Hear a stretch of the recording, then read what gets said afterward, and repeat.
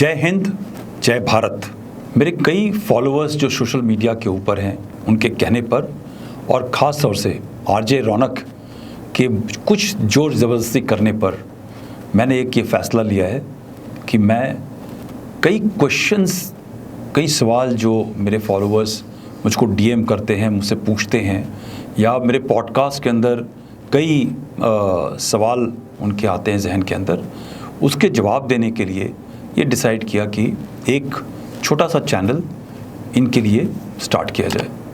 इस चैनल के माध्यम से आपके उन सवालों का जो कंटेम्प्रेरी टॉपिक्स हैं या कोई और किस्म के टॉपिक हैं, उसके ऊपर मैं बातचीत करूँगा। छोटा सा क्लिप बना करके आपके सवालों के जवाब को मैं इसके ऊपर अपलोड करूँगा। इस चैनल का मैं नाम दे रहा हूँ राष्ट्र फर्स्ट, क्योंकि 42.5 साल की अपनी वर्दीधारी ज़िंदगी के अंदर मैंने हमेशा राष्ट्र के बारे में सबसे पहले सोचा है। और मैं चाणक्य की बात को मानता हूँ कि एक भारतवर्ष राष्ट्र है, एक संकीर्ण जो नेशन बोलते हैं उसके रास्ते पे नहीं चलता। हमारा भारतवर्ष महान है और एक राष्ट्र है, इसलिए मैं चाहता हूँ कि मैं अपने चैनल का नाम राष्ट्र फर्स्ट रखूँ।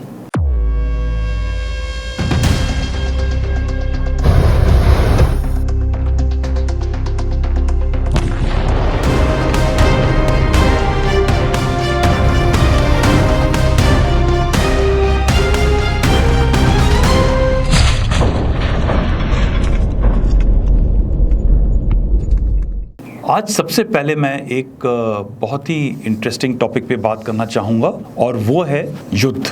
आज के समय में हर चीज़ युद्ध के बराबर है। सड़क पे चलना हो या अपने किसी सामान की कीमत लगानी हो, वो एक युद्ध के समान है।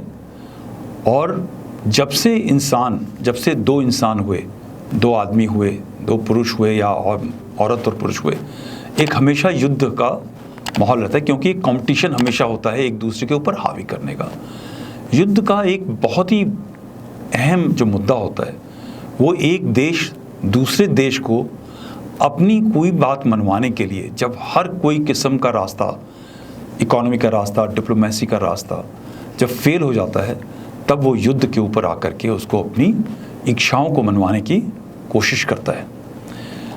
युद्ध मुझे हमेशा से फैसिनेट करता रहा है, आकर्षित करता रहा है, क्योंकि मैं एक सिपाही रहा हूँ, सोल्जर रहा हूँ। पूरी नौकरी मेरी वर्दी की है, एक इंडियन आर्मी के अंदर की वर्दी के अंदर मैंने नौकरी की है। उसके ऊपर मैंने काफ़ी पढ़ाई भी की है और कई ऑपरेशंस के अंदर हिस्सा लिया है। कारगिल की जो एक छोटी सी लड़ाई थी उसके अंदर भी एक किस्म से मैंने उसके अंदर हिस्सा लिया है। तो मुझे उसके प्लस और माइनस, फ़ायदे और नुकसान दोनों के बारे में तकरीबन कुछ न कुछ जानकारी है। आज जब ये ऑपरेशन सिंदूर के ऊपर पॉज लगा तो कई किस्म की धारणाएं सामने आईं और दो किस्म के लोग सामने आए। कुछ लोग ऐसे हैं जो ये मानते हैं कि हमको ऑपरेशन सिंदूर के लिए जाना ही नहीं चाहिए था, हमें लड़ाई की कोई ज़रूरत नहीं है, कश्मीर रिजॉल्व करने के लिए अगर उनको कश्मीर लगता है ज़रूरी है तो कश्मीर उनको दे दो, या ऐसे कई किस्म की लोगों के मन में धारणाएँ हैं। और एक दूसरी तरफ का तबका है जो काफ़ी परेशान है कई समय से पाकिस्तान की जो टेरर एक्टिविटीज़ हुई हमारे देश के ऊपर, और ख़ास तौर से जब पहलगाम हुआ तो उन सब चीज़ों से परेशान होकर वो ये चाहता है कि युद्ध होना चाहिए और पाकिस्तान को तहस नहस कर देना चाहिए। मेरे व्यूज़ लड़ाई के बारे में थोड़े भिन्न हैं और मैं उसके बारे में आपसे धीरे धीरे बताऊँगा। सबसे पहली बात है कि लड़ाई क्या चीज़ है। सबसे ओल्डेस्ट जो हमारी धरती के ऊपर एक्शन होता है वो है युद्ध का। ये ऐसी ज़रूरी चीज़ है जो हर एक सिविलाइजेशन, दो नेशन, दो देश, कोई सोसाइटीज़, कोई ग्रुप एक दूसरे के ऊपर हावी करने के लिए करते हैं। मगर सबसे बड़ी बात इसके अंदर ये होती है, एक युद्ध बातचीत की युद्ध होती है, मगर इसके अंदर एक आर्म्ड हथियारों का इस्तेमाल होता है, जिसके वजह से डेथ, डिस्ट्रक्शन, तबाही और मौत दोनों चीज़ें होती हैं। जब लड़ाई दो गुटों के अंदर होती है, युद्ध दो गुटों के अंदर होता है, दो देशों के अंदर होता है, तो उनकी सेनाएं ही नहीं सिर्फ इन सब चीज़ों से जूझती हैं, पूरा देश उसके अंदर शामिल हो जाता है, जिसके अंदर डिस्ट्रक्शन और डेथ तबाही और मौत एक आम इंसान की भी होती है, एक सिविलियन के जो इंफ्रास्ट्रक्चर होता है वो डिस्ट्रॉय होता है, जिससे उनकी एक रोज़मर्रे की ज़िंदगी के ऊपर काफ़ी असर पड़ता है। तो ऐसा नहीं है कि दो आर्मी लड़ाई लड़ती हैं, दो सेनाएं लड़ाई लड़ती हैं, बट जब लड़ाई होती है दो देशों की तो उसके अंदर तबाही बहुत लंबे दूर के लिए, लंबे समय के लिए होती है।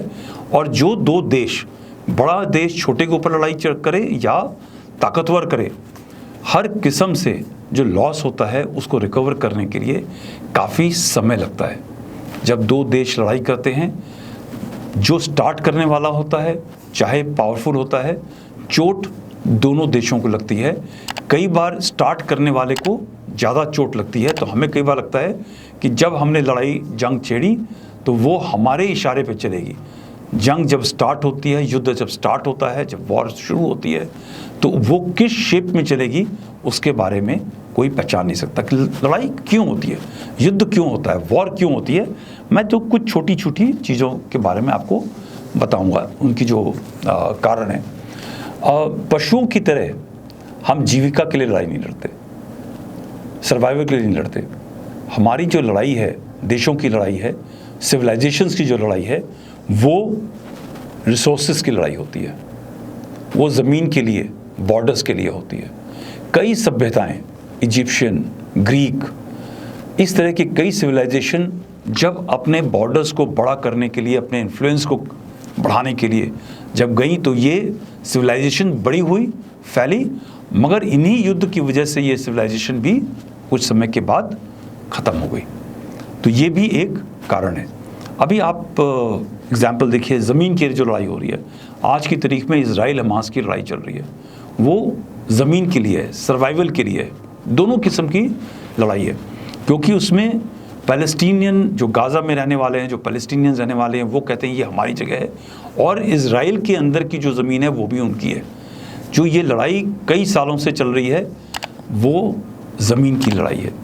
वैसे ही जब देश थोड़े से मॉडर्नाइज होने लगे, तब लड़ाई ज़रूरतों के ऊपर होने लगी, रिसोर्सेज के ऊपर होने लगी। तकरीबन पिछले 400-500 साल के अंदर एक लड़ाई चली है रिसोर्स के लिए, जिसके अंदर पूरी दुनिया, ख़ास तौर से जो पश्चिमी सभ्यता है, उसने फॉर एग्ज़ाम्पल हमारे देश के ऊपर, भारतवर्ष के ऊपर, इंडियन सब कॉन्टिनेंट के ऊपर जो लड़ाइयाँ लड़ी, जंग लड़ी, वो रिसोर्सेज के लिए, काबू करने के लिए लड़ाई।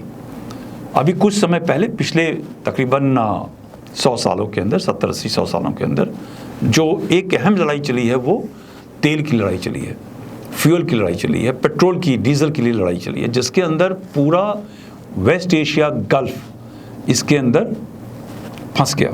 और रशिया, चाइना, अमेरिका, वेस्टर्न जो देश है, वो इसके अंदर जो तेल निकलता है गल्फ के इलाके के अंदर, उसके ऊपर काबू करने के लिए पूरी लड़ाई लड़ा था। तो ये आज के समय में, जो कुछ समय पहले जो मॉडर्न टाइम था, उसके अंदर ये लड़ाई रिसोर्सेज की भी थी। धर्म के लिए भी लड़ाई होती है। आपने सुना होगा जो क्रिश्चियंस थे, उन्होंने लड़ाई लड़ी अपनी क्रिश्चियनिटी के लिए। फिर उसके बाद में जब इस्लाम आया, तो इस्लाम ने क्रिश्चियनिटी को रोकने के लिए और अपने इस्लाम को बढ़ाने के लिए धर्म युद्ध लड़ाई लड़ी।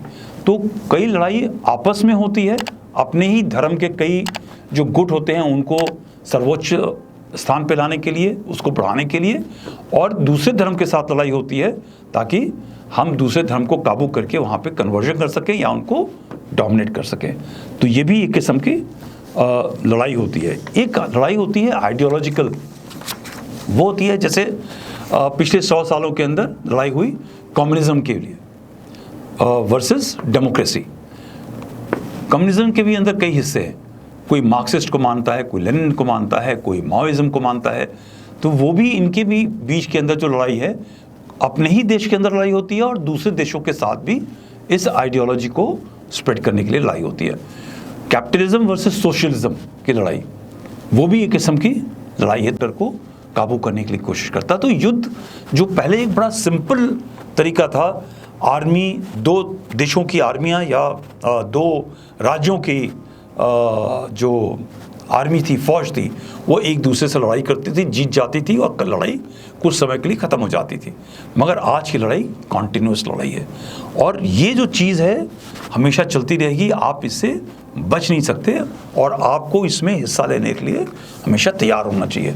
80 सालों के अंदर हमारा देश जब से आज़ाद हुआ है तब से 1947-48 की लड़ाई, 62 की लड़ाई, 65 की लड़ाई, उसके बाद में 71 की लड़ाई, ये लड़ाइयाँ हमने जानबूझ के नहीं खेली, हमको इस लड़ाइयों में जाना पड़ा। जैसे कोई फॉर एग्जांपल 71 के अंदर बांग्लादेश के जब ईस्ट बंगाल से तकरीबन 10 मिलियन रेफ्यूजीज़ हमारे देश में आ गए, हमारी इकोनॉमी के अंदर मुश्किल हो गई उनको मैनेज करने के लिए। इसके लिए हमको उस देश के साथ में, पाकिस्तान के साथ में लड़ाई करना चला। कारगिल के अंदर क्या हम लड़ाई चाहते थे? हम नहीं चाहते थे, मगर हमारे इलाके के ऊपर जब लोगों ने कब्जा किया तो हमें उस लड़ाई के लिए जाना पड़ा। तो जो हमारे देश का एक धारणा है, हमारे देश की जो एक नीति है, हम लड़ाई नहीं चाहते, बट हमें आप ज़रूरत पे लेके आओगे, उसके लिए हमको फोर्स करोगे तो हम लड़ाई लड़ने के लिए तैयार हैं। तो मेरा जो मानना है, लड़ाई करनी नहीं चाहिए, वो आपका एक लास्ट रिजॉर्ट होना चाहिए, मगर अगर ज़रूरत पड़े तो उस लड़ाई के लिए हमेशा आपको तैयार रहना चाहिए। जैसे चाणक्य ने कहा कि युद्ध एक लास्ट रिजॉर्ट होना चाहिए। हर किस्म की नीति का इस्तेमाल करके हमको युद्ध से बचाव करना चाहिए, मगर अगर युद्ध की ज़रूरत पड़े तो हमें युद्ध घमासान करके दूसरे को हमेशा मिटा देना चाहिए। अब सिंदूर के लिए मैं आपको ये कहना चाहूँगा कि अगर प्रोपोर्शनल तरीके से रिस्पॉन्स करके हमें अपनी चीज़, अपनी बात मनवाने की चीज़ का मौका मिलता है, हमें वो ट्राई करना चाहिए। ये नहीं सोचना चाहिए कि हम वो भी नहीं करेंगे कि हम उनको पनिश ना करें, पनिशमेंट भी ज़रूरी है, मगर दूसरी तरफ हमको क्या उस समय इस पहलगाम के मुद्दे के ऊपर पूरे देश को लड़ाई के रास्ते पे जाना है, मैं भी वो शायद नहीं बचाऊंगा। तो सोचें, समझें और युद्ध का रास्ता सोच समझ के इस्तेमाल करें। Thank you so much. जय हिंद, जय भारत।